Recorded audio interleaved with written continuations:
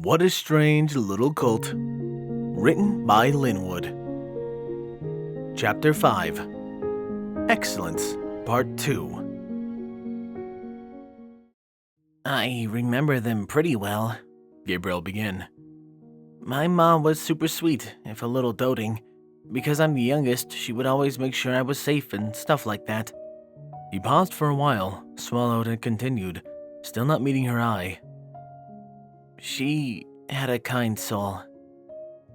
Caretaker, Sandy thought. Maybe one of the many made to look after the stolen foals. Perhaps uncharacteristically kind? My father definitely wasn't so sweet, he said with a sad little chuckle. But he cared about us, just had a hard time showing it. As she wrote, Sandy jotted down a note on the margins to ask if he had any more siblings. These foals, for all she knew, were still being abused somewhere. When she had enough information, she would take it to the police. He was stern and traditional. He liked being thought of as tough, and it was true. He made anyone dumb enough to pick up a fight with the family regret it. But I think he was real soft inside, because when folks really needed it, he wouldn't hesitate to cut him a break off work and pay the cost. This was interesting. Gabriel sounded like he was describing a guard, perhaps hired muscle, but one with a caring heart. If that was really the case, what was he doing foal trafficking? Sandy finished her note and looked up at him. He still seemed alright, perhaps a tad bit uncomfortable. If it gets any worse, I may have to stop asking questions regardless of what he says. Some part of her thoughts seemed to show her face, though he spoke up a moment later. They were good people, Miss Hills. They did their best, and they didn't deserve what happened to them. What happened, Gabriel? You scratched the table. I'm not going to talk about that, but, well, when I say they're not around... She had no trouble putting two and two together. They've passed on. He solemnly nodded, still looking down. The counselor wondered what they had done to deserve such a punishment. Maybe they'd given in to their conscience and helped some of the foals escape. If that were the case, then the group Gabriel had gotten away from was highly dangerous. His injuries certainly supported that theory. Were they always your parents, Gabriel? He gave her a little bit of a weird look. Yeah, of course. Taken too young to remember? The monsters.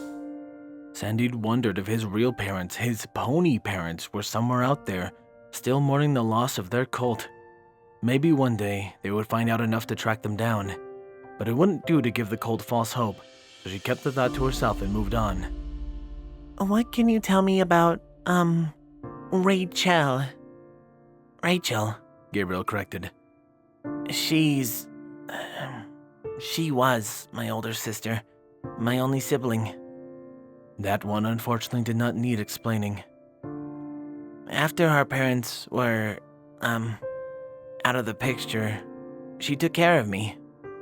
Another guard, perhaps, or an older child that had been subject to the same kind of renaming as Gabriel. Sandy continued to jot down notes as he continued. She was tough as nails, like our dad, and didn't mess around. She was angry a lot of the time. Things were pretty rough for us, and she hated it. His voice became low and quiet.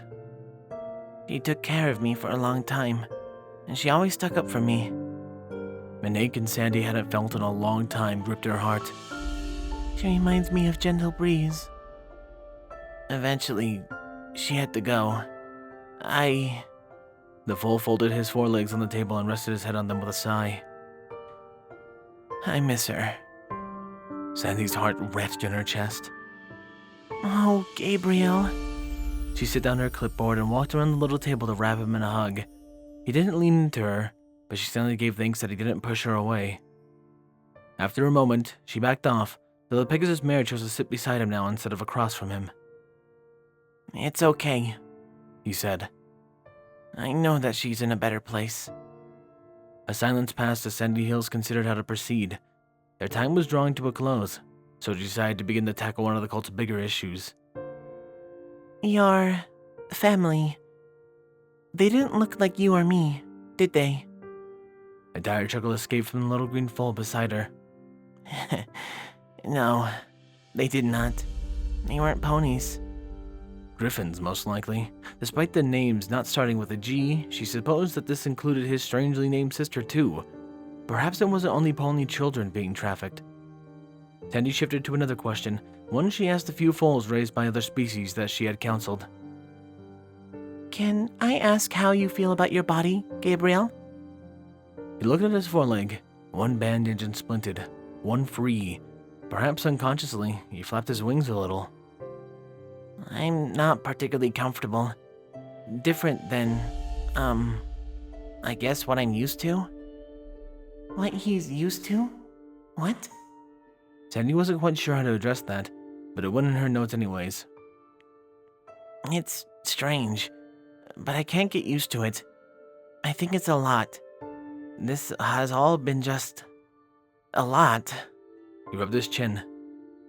I'm exhausted, but what else can I do? Just stop and give up? Freak the hell out? Sandy chuckled. Well, I will admit, you have been calmer than I would have expected from a foal your age. Gabriel waggled his hoof in a so-so motion. I wouldn't say calm, more like at capacity. It's kind of all I can do to take things one step at a time. New place, new, ponies, and it's been real strange just being a little kid, but I gotta make the best of things that have come my way. It's what I've always done. Sandy quickly jotted down every enlightening yet confusing detail. I want to continue talking about all that, but we need to go soon. I suppose I'll just be casual instead, and that stuff will have to wait for another time. Well, to be honest, I kind of envy you, the counselor said. I wish I could be a foal again. Then I wouldn't have to worry about adult stuff all the time. That brought him a more legitimate snicker out of him. Yep, he grinned, looking at her. Don't gotta get worried about getting laid off or your house getting repossessed or any of that shit. He spoke like he worried about those things before. Sandy hesitated, unsure of how to respond, but a glance at the clock saved her hide. Well, speaking of things for foals to do, it's time to go test for your schoolhouse. Pretty soon you'll be going to school with the rest of the foals in Ponyville. What do you think about that? Are you excited? That's great, but wasn't this kind of a short session? She gave him a sheepish smile. It was a bit of a tough schedule, honestly, because I forgot I had to do grown-up pony things this morning. In the future, I'll be sure to plan ahead. She glanced at the clock and jumped in her seat. Oh, school's about to get out. Huh? Gabriel blinked and glanced at the clock. Isn't it too early? It's barely past noon. The teacher ends classes early on Fridays. Sandy quickly stood and trotted in her saddlebags, scooping her pencil and notes into them and throwing them across her back. Then she made for the door. Come on, if we hurry, we can just make it. As she pushed the door open, she heard a grumble from over her shoulder. I can't believe I'm late for school again. Sandy couldn't help but smile. Getting out of school early on Friday was possibly the best feeling in the whole world. The air smelled fresh, the sky was clear and blue, and best of all, Diamond Tiara and Silver Spoon were off being demonic brats somewhere else. As far as Sweetie Belle was concerned, all was right in Equestria. Darn it. Scootaloo apparently didn't agree. That quiz was too freaking hard. Like, what the hey? The school year just started. I thought it was fine.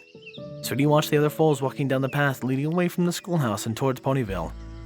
The two sat on the school's front porch, waiting for Apple Bloom to finish talking with Miss Shirley. She could hear bits of their muffled conversation through the door. What'd you have trouble on? The one about melons, grumbled the orange Pegasus filly. I mean, who the heck buys that many melons? It's insane. She really should rewrite that test, and another thing was how... Sweetie tuned Scootaloo out for most of the part as she complained about the quiz. This was far from the first time it had happened, and the unicorn filly knew she just needed to get the frustration off her chest, so she let her eyes wander. As she looked around town, one ear tilted towards her ranting friend. She noticed a pair of ponies trotting, or in the second's case, more like stumbling, towards the schoolhouse, and one of them looked awfully familiar. She tapped the Pegasus filly on the shoulder. Hey, Scoots, do you recognize them? Huh? Scootaloo's eyes followed her pointed hoof. Oh, isn't she that one ministry mare? What's her name? Hill? Then she squinted, looking closer. I don't know that Colt with the messy mane, though. Dang, he kinda looks beat up. Are those bandages? Now they were closer. Sweetie could make out that yes, the Colt was indeed wrapped in clean, off-white bandages. They almost completely encased his middle, with his dark green wings sticking out like two sore hooves, and almost covered one of his forelegs. Oh, yeah. Sweetie tapped her chin with a huff. I think that mare came into the boutique last week. She talked with Rarity forever. Why is that Colt walking so weird? I don't know, Shrugged Scootaloo. Broken leg? Look, Sweetie said. he doesn't have a cutie mark. Her eyebrows raised. By now they were at the short path leading up to the schoolhouse. The two fillies watched them walk up. The Colt had a little trouble with the slope, but after a bungled try he managed. How can somebody be so bad at walking? Sweetie thought. I mean, yeah, he has a wrapped up leg, but still.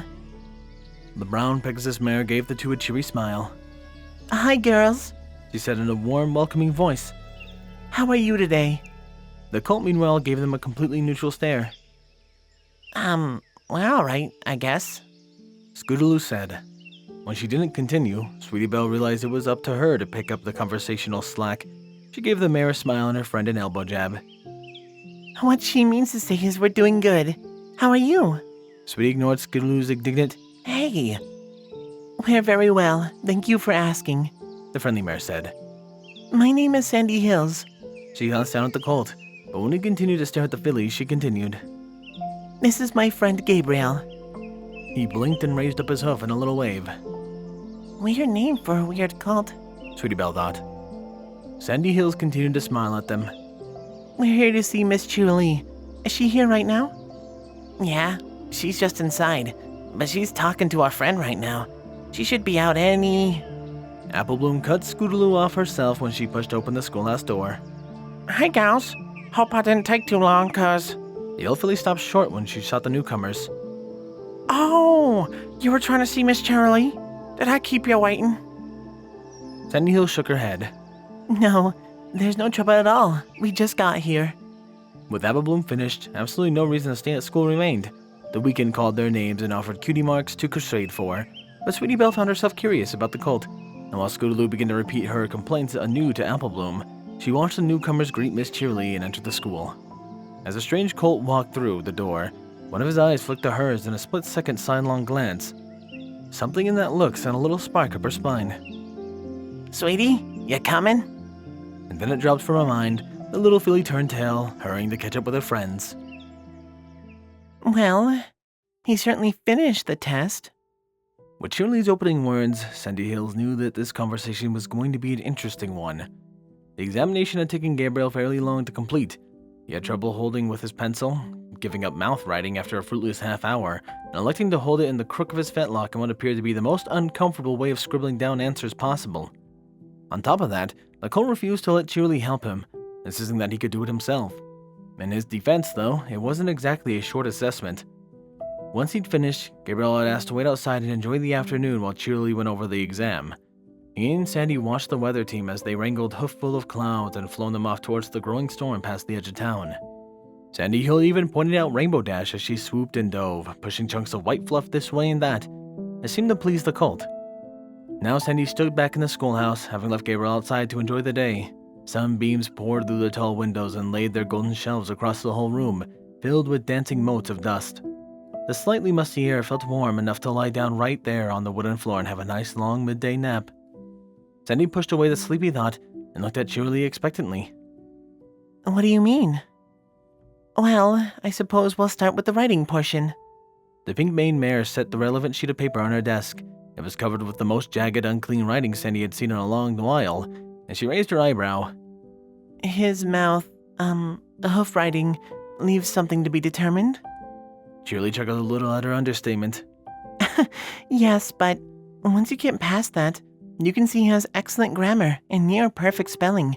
I only found a few errors here and there. It's completely unlike a foal of his age. Sandy's confused look only continued to deepen.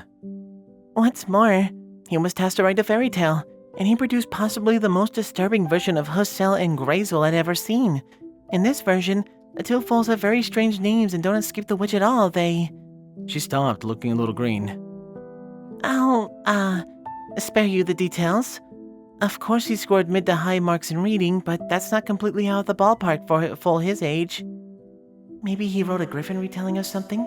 Sandy thought. And the rest of the test? All over the place. Julie brushed a hoof through her mane, frazzling it a little.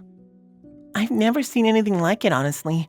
He did well on some parts of science portions, physics and chemistry specifically, and scored rock bottom on magical thermatology and natural science questions. How can he know the scientific method perfectly, but not know that the sun revolves around the planet? What? I didn't think anybody has taught heliocentrism for centuries, even outside of Equestria. To my knowledge, they don't. Julie frowned. Moving on. His history scores are nearly as low as they can go. I can tell that he was guessing at almost every question, and for the written responses he put down multiple dates that are several hundred years in the future. Celestia just got lost stranger and stranger. The same goes for his geography and civics, though I should mention that he answered a few questions about Equestria right, but his knowledge of the larger world seems sparse, to put it generously. The counselor hummed in her huff. He's going to have a heck of a lot of catching up to do. Well, everything but math. Julie said with a chuckle, making Sandy's ears perk. Huh? It's incredible. He got every question right perfectly. No muss-ups, no missed carries, even though he used some kinds of notions I've never seen before. I watched him breeze through the arithmetic and geometry sections. He only slowed down when he got to algebra, and even then, I could tell it gave him almost no trouble at all. There are even a few very simple trigonometry and calculus problems at the end of the portion just in case, and he got those perfect too. He's in upper secondary school levels, maybe higher. Sandy raised her eyebrows. Wow, that's unexpected. That made the teacher laugh. That's one way to put it. Altogether, I'm really not sure where to place him. Again, he's all over the place. Julie shuffled the papers on her desk. I'd probably say he'd do best in a year or two behind his peers, but it wouldn't be out of the question to push him forward if he performs well. Sandy hummed. The school year did just start, so he'd be at pace with other falls as far as new material is concerned, right? Julie nodded. You know him better than I do, though.